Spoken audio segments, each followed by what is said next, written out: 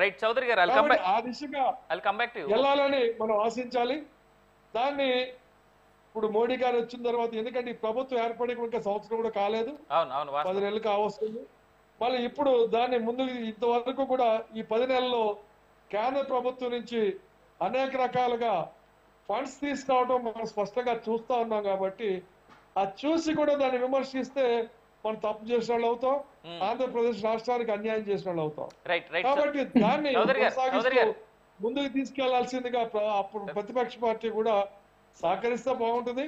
కానీ అధికార పక్షంలో ఉన్నప్పుడు ఏదైతే యాగీ చేసి మరి ప్రతిపక్షాన్ని దాడి చేసే పద్ధతిలో దాడి చేస్తే మూలంగా వైసీపీ వాళ్ళకి నష్టం జరుగుతుంది తప్ప లాభం జరగదు. అదే విధంగా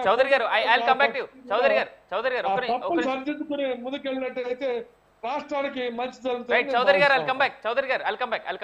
రామారావు గారి దగ్గరికి వెళ్దాం. రామారావు గారు, అన్ని వైపుల నుంచి మీకు సూటి ప్రశ్నలు ఉన్నాయి, ఇప్పుడు మీ సమాధానాలు కావాలి. అందుకే మంచిది. మన చౌదరి గారు ఏంటంటే ఆయన కూడా టీడీపీ ప్రతినిధి, ఆయన అనలిస్ట్ అండి, neutralist, is not a TDP గై. అదే తెలుగుదేశం ప్రతినిధి వ్యతిరేకంగా మాట్లాడే అందరూ టీడీపీ గానే ప్రతిపక్షంగా కనబడతారు.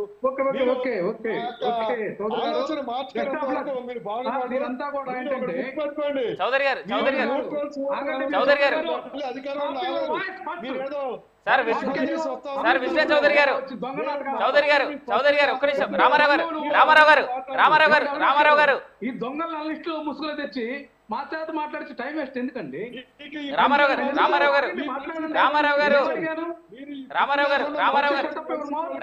మీరు మీ పదాన్ని వెనక్కి తీసుకోవాలి. రామారావు గారు చౌదరి గారు ఒక్క నిమిషం. వెనక్కి తీసుకోను. రామారావు గారు రాంగ్ స్టేట్మెంట్. చౌదరి గారు ఎప్పుడు చాలా న్యూట్రల్ గా మాట్లాడారు. I'm sorry to say this. నేను ప్యానలిస్టులు అందరికి ఒకటే రిక్వెస్ట్ చేస్తాను. రామారావు గారు, మీ చౌదరి గారిది కానీ రామారావు గారిది సత్యనారాయణ గారిని ఎవరిది ఆన్ ఎయిర్ వెళ్ళట్లేదు. ప్యానలిస్టులకు ఒక మాట నేను చెప్తా ఉన్నా, మీ వాయిస్లు ఎవరి ఆన్ ఎయిర్ వెళ్ళట్లేదు. రామారావు గారు ఒక మాట ఒక మాట వినండి. రామారావు గారు, చౌదరి గారు ఎప్పుడు కూడా ఆయన న్యూట్రల్ గానే ఉన్నారు తప్ప ఆయన ఏ పార్టీ స్టాండ్ తీసుకోలేదు. మీకు తెలుసో లేదో, నేను లాస్ట్ వీక్ ఒక మాట నేను చెప్తా. Let me complete. Last week నేనే ఈ డిబేట్ చేస్తా ఉన్నప్పుడు, అంటే వేరే అంశంలో ఆయన వైసీపీకి సపోర్ట్ గా మాట్లాడారు. అంటే వైసీపీ హయాంలో ఏం జరిగాయి చెప్పారు, ఆయన ఎక్స్ప్లెయిన్ చేశారు. అంటే ఆయన ఆనాడు వైసీపీ కార్యకర్త అయ్యాడు, ఇవాళ టీడీపీ కార్యకర్త అయ్యారా సార్?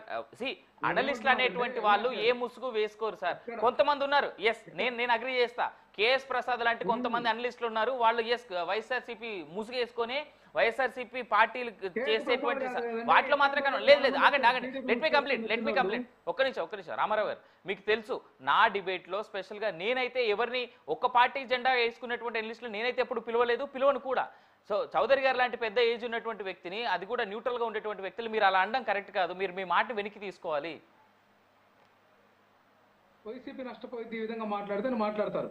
ఒక పక్క ఆయన సత్యనారాయణ గారేమో అసలు వైసీపీ వాళ్ళు ఏంటి, వాళ్ళు చెప్పులతోటి కొడతారు, వాళ్ళ జనము వాళ్ళ కర్మ అంటారు. నేనేం చెప్పానంటే వాళ్ళు ఇంటర్నల్ విజన్ అది ఉంది పెట్టుకున్నారు. నేనేమంటా, రామారావు గారు ఆయన అంటే పార్టీ నాయకులండి. మీరు పార్టీల మధ్యలో ఉండేటువంటి మాటలు అవి రెగ్యులర్ గా. సత్యనారాయణ గారు ఒక నిమిషం, రామారావు గారిని మాట్లాడివ్వండి ప్లీజ్. అవినాష్ గారు, మీకు క్లారిటీ ఇస్తున్నా. నేనేమంటున్నానంటే ఇక్కడ మేక్ ఇన్ ఇండియా ప్రేమతోటి వచ్చినటువంటి సెంట్రల్ గవర్నమెంట్ ఎక్కడ ఆ దిశగా చేయకపోగా వైజాగ్ స్టీల్ ప్లాంట్ తోటి సహా అన్ని ప్రైవేటైజేషన్ కి వాళ్ళు ముందుకు వచ్చారు కదండి.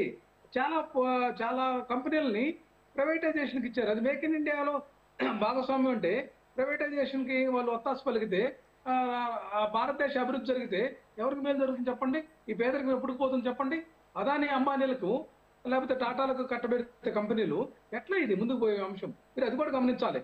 వీళ్ళెవరు కూడా భారతదేశానికి వీళ్ళెవరు లేకపోయినా బ్రిటిష్ వాళ్ళ పరిపాలన ఉన్నా కూడా ఈ గ్రోత్ ఉండేదేనండి. మన స్వాతంత్రం తెచ్చుకొని మనం చేసే పరిపాలనలో ఈ గ్రోత్ అనేది సరిపోవట్లేదు. 100 సంవత్సరాలకి చేరువవుతున్నాం మనం 2047 కి. మీరు పెట్టింది దాని సందర్భాన్ని ఉద్దేశించి నేను మాట్లాడాను. Vision 2047 state government Chandrababu Naidu గారు ఒక డాక్యుమెంటేషన్ ప్రెజెంటేషన్ చేశారు. ఆయన P4 కానీ అందులో 10 రకాల అంశాలు పెట్టారు కదా. అట్లాగే 5 సంవత్సరాల్లో పేదరికం లేని సమాజం అన్నారు. అసలు ఆయన 2014-19 లేదని చెప్పారు తెలుసండి. మరుగుదొడ్డు లేని ఇల్లు ఈ రాష్ట్రంలో లేదని ప్రకటించాడు. నిజమా అది? ఈ అబద్ధాలు ఏంటంటే అన్ని కూడా 2047 నాటికి 100% అక్షరాస్యత. 2020కి ఎందుకు సాధించలేదండి నేను అడిగేది. తలసరి ఆదాయం $3,200 నుంచి $42,000 పెంచుతాం. పేదరికాన్ని మాపచ్చు కదా, తమ హయాంలోనే కదా జరిగింది. ఏవి తండా వడ్డీలు, బుద్ధ వెంకన్న వాళ్ళందరూ కూడా చూసాం కదా, micro finance, call money rocket ఇదంతా చూసాం కదా. ఆ సత్యనారాయణ గారు వినండి కొద్దిగా మీరు కూడా. కాల్ రాకెట్, మనకు కాల్ రాకెట్ అని వచ్చింది కదా. అట్లాగే ప్రజల యొక్క ఆయుష్ కూడా 80 సంవత్సరాలు మంచుతానంటే ఈ మధ్యనే ఎండలు తగ్గిస్తానని అధికారులని ఎండలు తగ్గించమని కోరాడు చంద్రబాబు నాయుడు గారు. ఆయన యొక్క మైండ్ సెట్ అనేది కరెక్ట్ గా లేదనేది అందరికి అర్థమైపోతుంది. అదే పట్టుకొని వీళ్ళు మాట్లాడితే వీళ్ళని కూడా జనంలో పలుచగా చూస్తారు తప్పితే ఇంకోటి లేదండి.